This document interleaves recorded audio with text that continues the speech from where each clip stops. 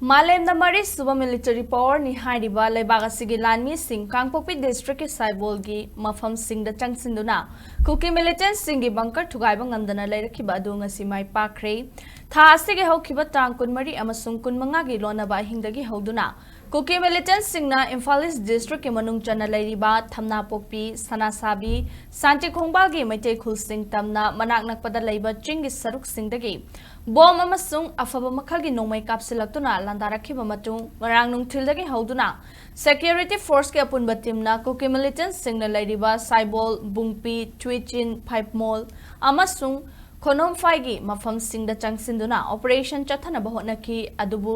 ngasi ayuk fawba maitheki Indian Army BSF CRPF amasung state force ki achauba tim adu Kuki nupi nupa singna thatuna thambadagi changsinba ngamkhide pungja khara muknabaga loinana ahumlak hotnaraba matung kaina thangda makhatana changsinduna Kuki Militant singna sizinaramba bunker sing sidoktuna manghanbagi thabak chathaki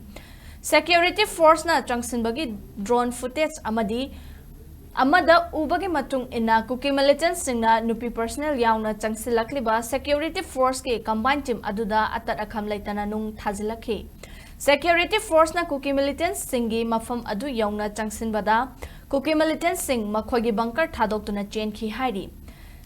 Chansinkhre combined force adu hauzik fawba mapham adu thadoktuna leibak loinana makhatana pamdaba thodok sing thokpa leitri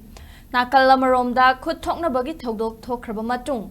Committee on Tribal Unity ko tuna ngasi Kangpokpi district ta pung 12 gi total shutdown chathaki ningsingba yai Kuki Militant singilanda aduda police commando ama amasung paumi ama yauna punna miyoi mari aso apan nangkhibani